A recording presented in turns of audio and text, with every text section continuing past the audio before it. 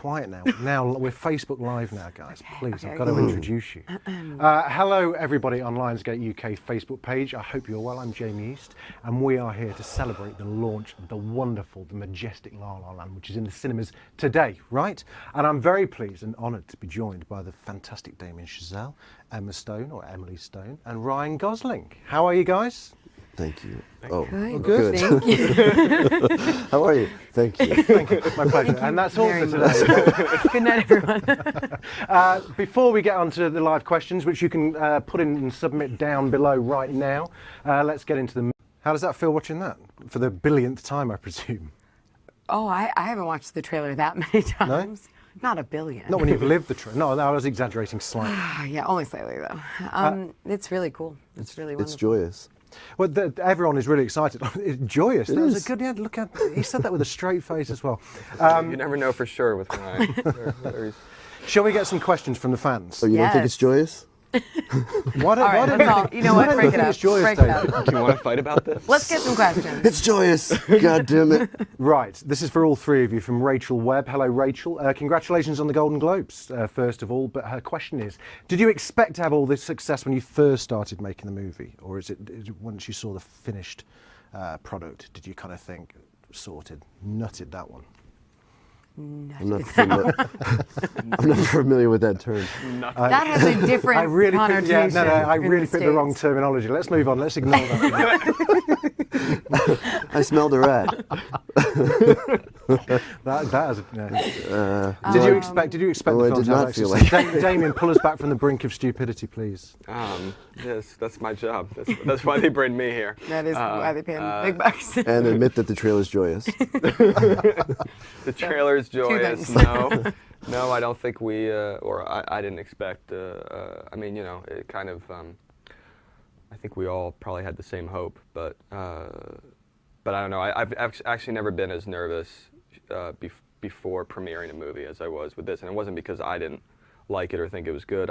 It's just because it felt like, you know, sort of an outlier kind of movie, and wasn't really like anything that we were seeing in the movie theaters. So on the one hand, it's very exciting. On the other hand, it was kind of scary.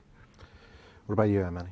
I mean, it's really, I think it's so amazing when people react in a way that's similar to the way you felt when you read the script. I think reading the script, it felt like something that could be, you know, really powerful and impactful and, you know, and joyous. Yeah. Joyous. But you never know. You never know. Joyous? Joyous? You want to go ahead and say joyous? I said the trailer was joyous. Okay. Oh. And we're done here. Good night, everyone. Thank you. Damien, this is one just for you from Jane Smith. Hello, Jane. This is for me. Now, a major theme in the film, profound. he's not even listening to me. The major theme in the film was having to make compromises on the road to achieving your dreams. You know this, you wrote the thing. As an artist, what was your guiding principle when faced with difficult creative decisions? That's one hell of a question, Jane Smith. My guiding principle. I mean, one thing with this movie actually was that you know, it took a while to get off the ground. And how did you start with the first blank sheet of paper and a pen? Like, how did you get from that to this? Well, it started just with the idea of doing a musical in modern day Los Angeles, and I've loved musicals for a long time. I'd wanted to do one for a long time, and it became a matter, I think, of trying to stick to a certain vision over the course of, you know, the number of years that it took to get the money, and then obviously making a movie like this requires a lot of you know, machinery in a way. You know, there's lots of different departments that have to come together and work together. You know, from dance to production design to camera. So I think the challenge, actually in a way for all of us, I think, was just to make sure that amidst all of that, we just stayed true to what we thought the movie should be. You know, a certain kind of tone, a certain kind of approach, a certain philosophy of what a musical could be, and try not to deviate from that. Stay on target, that is the answer there. Thank you, Jane. Now, Aaron, this is for you, Ryan and Emily. What resonated in the story the most with you in regards to your own careers whilst you were struggling? Well, I mean, we had the opportunity to share with Damien some of our audition stories, which, of course, Mia is an auditioning actress, so I had had many experiences, I think, similar to the ones As that she crushing has as in it the looked film. in the film. It can be, yeah, definitely. But I think any actor that's been an auditioning actor has had experiences like the ones that she has in the film. So that was pretty resonant for me, I would say. I really felt a connection to Sebastian's plight to save jazz, even though I had no knowledge of it or natural ability for it. You seem but more I still comfortable. felt like it was up to me somehow to save it Since you were a child. since I was a child. You did seem more comfortable behind the synth, Oh yeah, the seaboard. the seaboard. That was pretty cool. Ah. No, I think that the central message of the film of the importance of pursuing your dreams despite the obstacles is something that, even if you're not an actor or an artist, is something that most people can relate to. And so, painting this kind of what-if scenario just seemed to be something that was easy for me to connect to, but also felt like maybe something easy for everyone else as well. It's a common theme through life. Yeah, that's right. I should have said that. No, you said it That's a much. better answer. The wonderfully named Ashley Moose has got a question for you, Damien. Hello, Ashley Moose. Did you have Emma and Ryan in mind for these roles, or did they have to go through a crippling audition process? Great film, FYI. he says. Crippling audition process. Well, Emma thinks that I went to see her in Cabaret as like a way of auditioning her. As a test. Which is not really true, because I think I'd already offered you the role.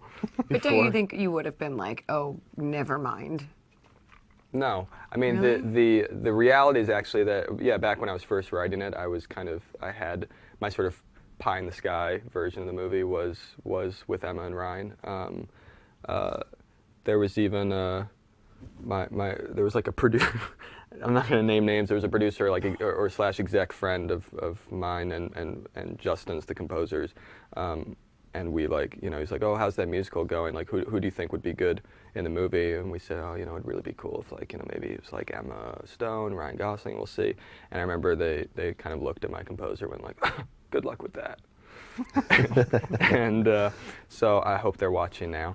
Facebook but Live. that was like Serving it cold. 6 years ago, and so it just kind of it took a sort of number of twists and turns, and it was really actually wonderful to be able to actually make the movie with them and actually get to work on it with them in the fullest sense of that term, in terms of true collaboration and really having a lengthy rehearsal process. And I think that was that was actually the real joy of it, aside from just what I knew they would bring to it just from afar. It looked like it must have been one hell of a rehearsal process. It must have been like made the Matrix look easy. Kind of like the amount of the What did they have to do for the Matrix? acrobatics and ninja stuff. Learn how to yeah, fly. Whereas you guys had to Yeah. dance and learn how to play piano, I presume. And we did fly a bit too. True. Did it take a while? How long was the rehearsal process for this? 3 months, but I think Ryan was doing piano for even a little longer than that. For like 6.5 years. Yeah. Before. In my Good mind. foresight. In his mind. No, but Damien had set up this kind of musical boot camp, if you will you? Joyous. Okay. It was joyous, and there was just a space where there was a room for dancing, and a room I had a piano in one room, and wardrobe was there, and there were people dancing on cars in the parking lot, and the scenic painters were painting, and it just was a really infectious and creative place with a lot of energy, and everybody was kind of feeding off one another's energy, and it was I don't know, I think it was joyous. I kind of wish people would stop feeding off of my energy so much because we're like Well, emotional stop- vampires. maybe if you stop feeding them like your a bunch energy. of emotional vampires know? everywhere. Emma, Chloe Collins would like to know which was your favourite scene to shoot. I think ultimately it was the hilltop duet number that we shot in Griffith Park because we had rehearsed that dance number for about 4 months by the time we shot it. So, and we had an hour a day to get it. We had 2 days. Wow. Shooting it at Magic Hour. So the stakes were really high, but it was really amazing, and everyone was kind of, jumping up and down. And I would dare say, joyous when we got it. So that was It'll be on the really billboard fun. by the end of the by the time we come off Facebook Live. Joyous Facebook Emma Live. Stone in brackets. Ryan, Sarah Come Spillers. feed on her energy. Don't. And even if Please she, don't. Even if she, Please don't. Even if she pins you down. Sarah Spillers, for you, Ryan. You told Ellen that your musical sequences were filmed in a single take. How many times did you rehearse a sequence before filming it? Did you tell Ellen that? I presume Ellen. What Ellen are we off of talking Ellen. about? I presume the famous Ellen DeGeneres, I presume. And I told her, You told her that your musical sequences were filmed in a single take. yeah, that's true, right? Yeah. Right, like long takes. Yeah. Okay. How many times did you rehearse the sequence before filming that single take? Okay, I get it. It sounds like an accusation, but it's really just a Yeah, question. She does sound quite aggressive. Sarah, I'm a little just defensive, I relax. apologize. Relax. All right, calm down. Well, if you'd let me feed off your energy. Ryan, could you? No. I'm Well, pretty I tired. couldn't say how many times we rehearsed. We rehearsed for 3 months. Constantly. It was really any time we had a free. Let's say 20 moment. times a day for 3 months, Sarah. Will that do you? I think that'll probably satisfy us. A lot. Fine, a lot. 60,000 times. That is, I reckon it was about that. Damien, Zach Cameron would like to know, after the undeniable success of Whiplash, what is it about jazz that speaks to you on a level? And try and do it without mansplaining. Well, Thanks, Ryan. But I mean, you're a man explaining it, so just try. Good God. Um, a nice way to say that, Karen. Well, I mean, I played. What was it? The question was. the question was, after Whiplash, what is it about what is it jazz? about jazz Right. that really kind of... Well, I mean, it's actually kind of hard to say for me because it's just. I think it's just it happened to be the music that I grew up playing and listening to the most, in a kind of. It was playing in the household. It was all. It was. I happened to be going to a school that had a really, intense and top-notch jazz program. So all these things were actually kind of out of my control. It was just through the circumstances that it became this important thing in my life.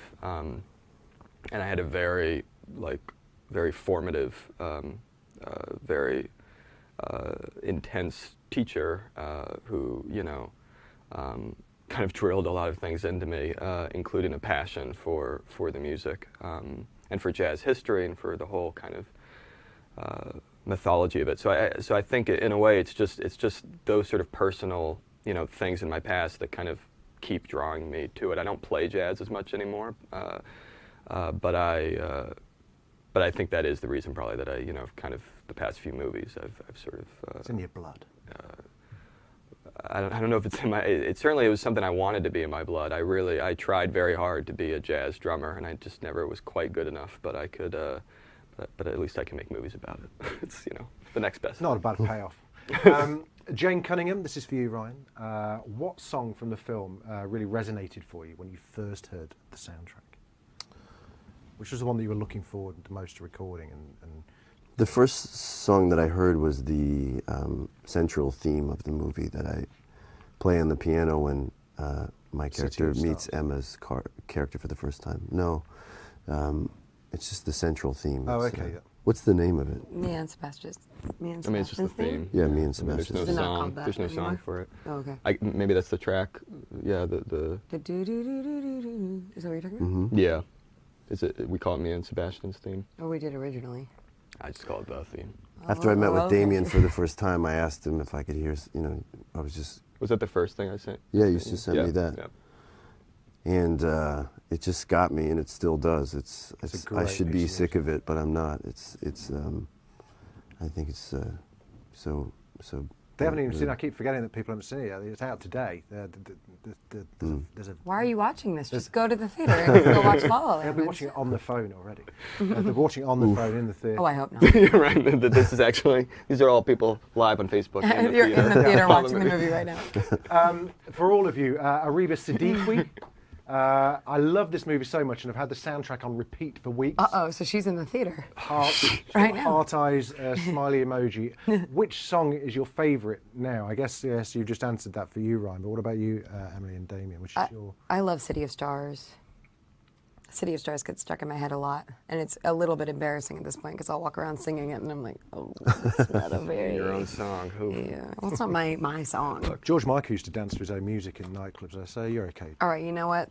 Then it's fine. I think We're that's fine. actually good. That's okay. For me, why not? I mean,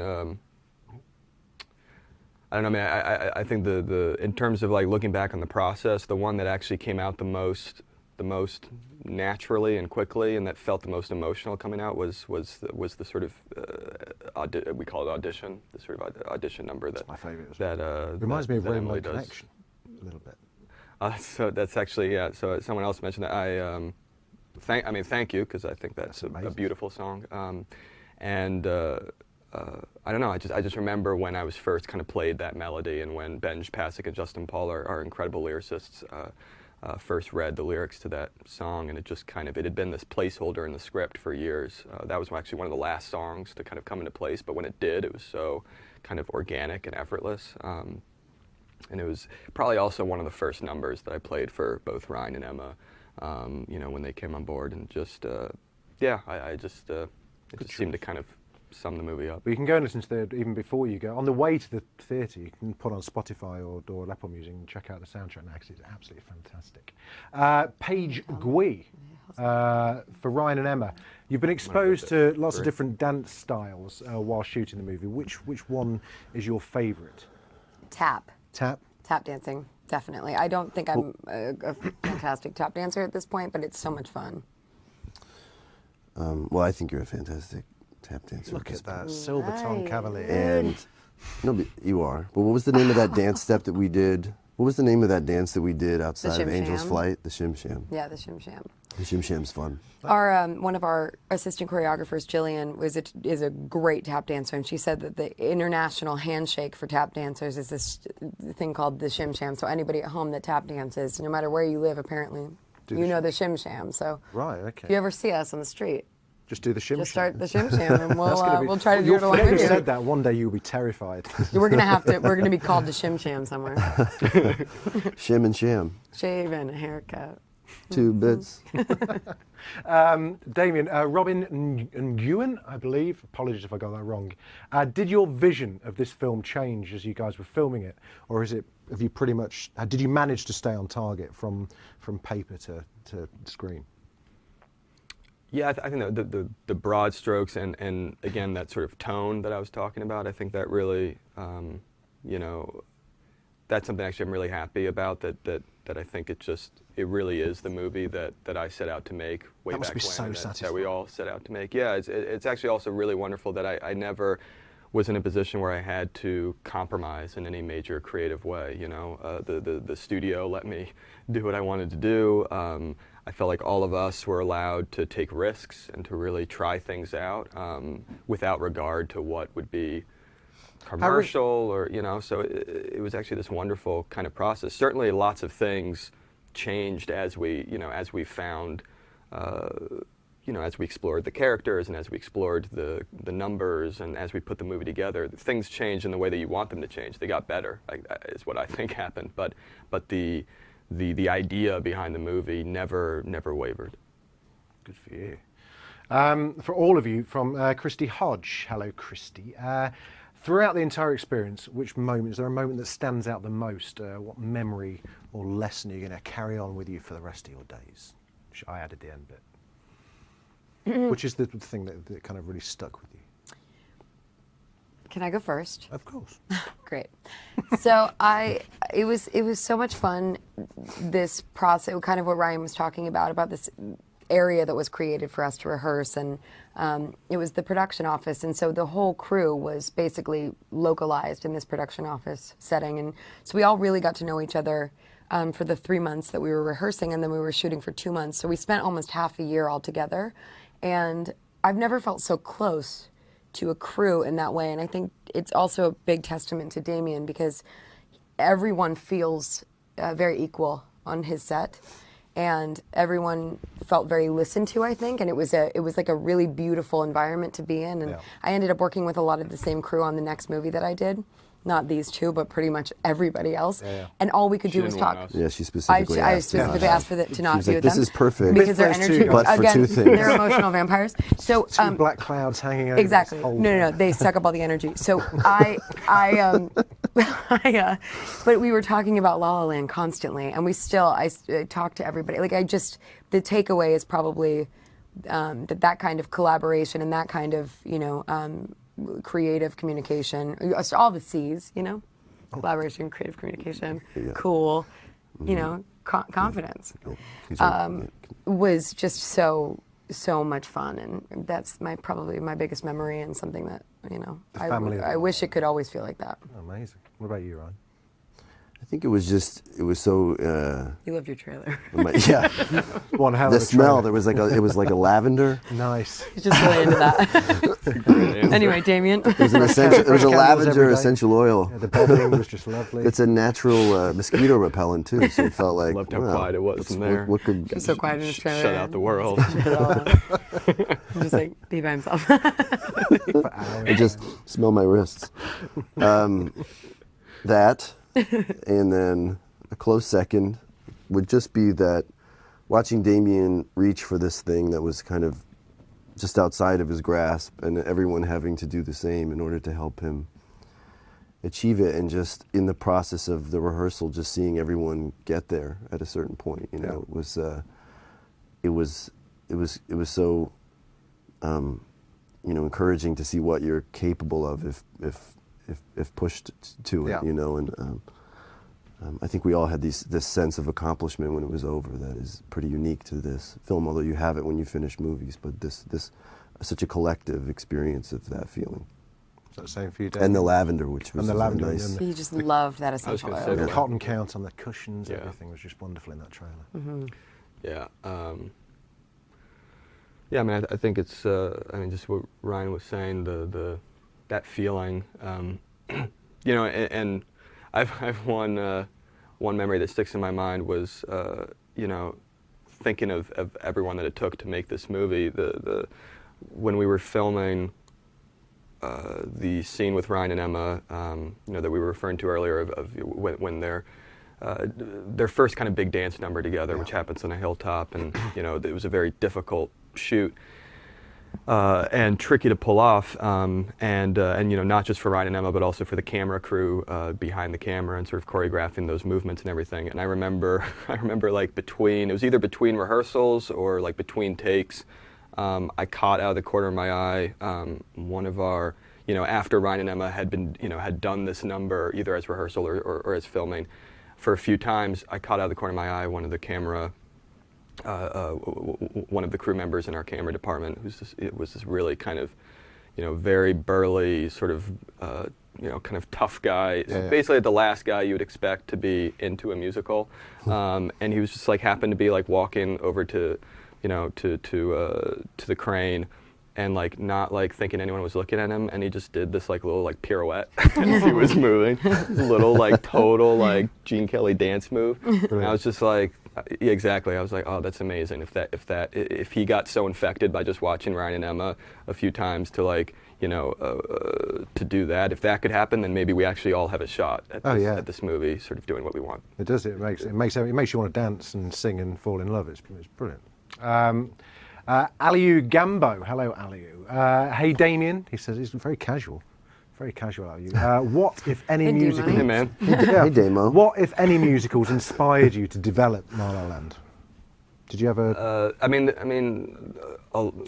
A lot of them. I think if I had to pick one, it was probably that sort of maybe changed my mind about what musicals could do. It was this French musical from the '60s called The Umbrellas of Cherbourg. That I haven't seen it. that we. Or that, it was actually, I think, the first movie that, because we would do kind of cast and crew screenings during rehearsal sometimes, and I think it was the first or one of the first movies that we showed. It was a movie that I saw back when I was a teenager, and it just kind of, it felt like a different approach to the musical, because it had all the magic and the spectacle that you want from a musical, but it also had a very sort of realistic story and a very kind of, very emotional story that wasn't always the kind of emotion you think you're going to get from a musical. And so it just kind of opened my eyes to this whole other world that could be, that could be communicated through the genre. Great. Nick Deal doesn't have a question. What are you doing then, mate? I just want to thank you for making a truly inspiring piece of cinema that has further inspired me to make it into the film industry myself. Well, there you go. Cool. Thanks, Nick. Abby Copson. Hey, Emma. Another casual one. Nice. Yeah. Has your involvement in La La Land made you want to go back to Broadway?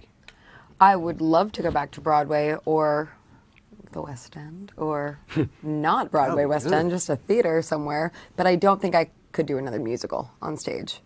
I don't think I have the pipes for it. That they don't hold up that well. So, but I mean, I would. If there's a musical where someone just is a mute, maybe. Yeah, I would be a great mute in a musical. A musical. A mutesicle. Joyous. The joyous mutesicle. Last question. Oh, no, hold on a second. I'm going forward, going backwards. Last question. Well done, Amy Smith. You got the last one in. I guess this is to all of you guys. What advice would you give to young and aspiring actors today? Brian? Did you say Brian? Brian. That's his name. What advice would I give to aspiring actors? Well, I think it's different now than it was when I started. The version that's presented in the movie of moving to Hollywood and auditioning and all of that is still a viable option, but you also can, make movies on your iPhone and put them online, or, make things with your friends, and there's just so many more ways to create opportunities for yourself. It's a good way of learning the chops, isn't it? Or just, you can create things that are as, like they say in the film, that are as interesting as you are, that you don't have to, wait for someone to give you an opportunity. You can kind of make those opportunities for yourself a little easier now. All right, then I'll just stop auditioning and start any advice? writing my own things. I was just trying to remember what my line was in the movie, because that sounded, I'll make history instead. There we go. You've been in editing for a long time. Then my work is done here. Great. I've seen the movie a few more times. Yeah, that's fair. Any advice for aspiring young Emma Stones out there? Well, to all the young Emma Stones. Oh boy, oh boy.